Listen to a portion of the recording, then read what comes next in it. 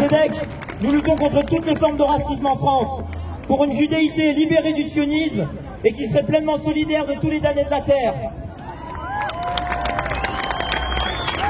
Car oui, malheureusement, la solidarité entre racisés ne va pas de soi. Les États impérialistes sont de grands experts du diviser pour mieux régner et savent nous monter les uns contre les autres afin d'appuyer leur domination. Rien que cette semaine, la préfecture de police de Paris a voulu interdire cette marche au motif que des propos antisémites pourraient y être tenus, au prétexte que l'un de ses objectifs était de rendre hommage aux enfants de Gaza qui subissent actuellement un génocide. Prenons un moment pour contempler l'ignominie d'une telle accusation, pleurer les enfants palestiniens, dénoncer la déshumanisation raciste dont ils sont la victime de la part de l'État sioniste et des médias occidentaux. Ce serait vouloir s'en prendre aux juifs. L'objectif idéologique de l'État français, par l'intermédiaire de son préfet Nunez, est on ne peut plus clair.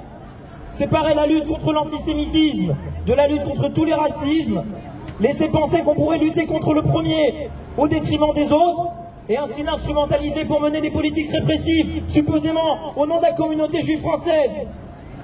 Les vies palestiniennes se voient opposer aux vies juives, que l'État français feint de mieux prendre en considération pour marginaliser les jeunes indigènes et défausser sur eux sa pleine et entière responsabilité dans la montée réelle de l'antisémitisme en France.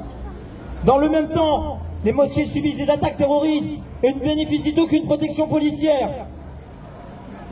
Néanmoins, camarades, néanmoins, si ce discours est évidemment faux et doit être vivement combattu, nous ne devons pas non plus être dupes sur ses effets réels et sur les fractures qu'il crée entre les communautés racisées. Nous aussi, juifs, pleurons des enfants morts, et pour notre plus grand malheur, certains de ces vies ont été arrachées par des mains indigènes. Je pense évidemment à la tuerie de l'école aux Zaratora, où le 12 mars 2012, 4 personnes juives, dont 3 enfants, ont été assassinés par Mohamed Merah, selon lui pour venger les enfants tués en Palestine par Israël. Évidemment, Tzedek condamne encore aujourd'hui cet acte d'une horreur sans nom, et qui ne prend aucune façon de justice aux enfants innocents qui subissent le joug colonial sioniste. Et je profite de cette marche pour la protection de l'enfance pour rendre hommage à ces écoliers tout aussi innocents et en aucune façon responsables des politiques suprémacistes menées par les gouvernements israéliens depuis 1948.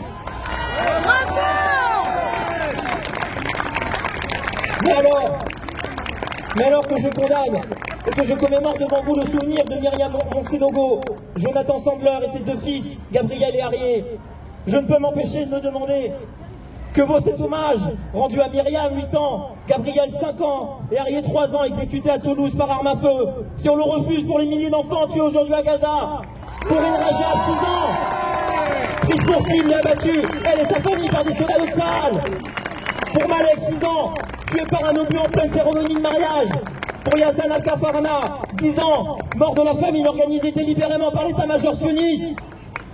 Peut-on rendre justice aux enfants agressés dans la rue portant une kippa si cette justice est refusée à tous les autres enfants racisés brutalité par la police, comme Mohamed, Naël, Théo, Adama, Bona, Zied, Lamine et d'innombrables d'autres, eux comme leurs familles ont devenu criminalisés par l'État français.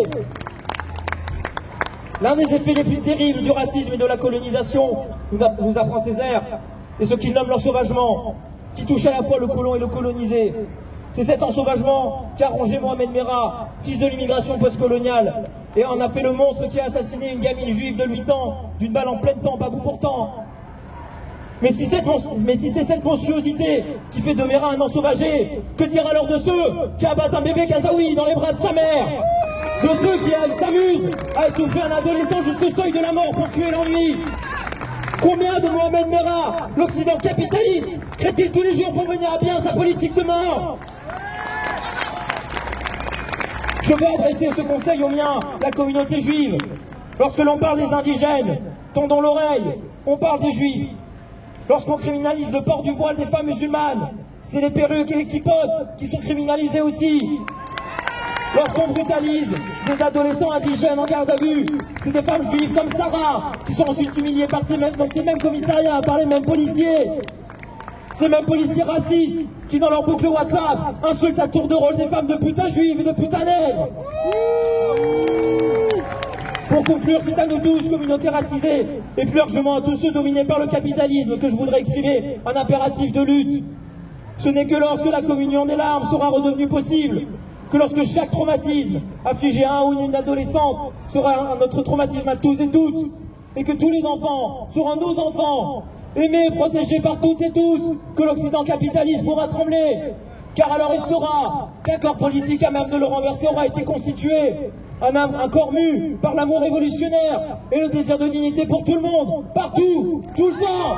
À bas le racisme d'État, à bas le capitalisme, vive l'amour révolutionnaire.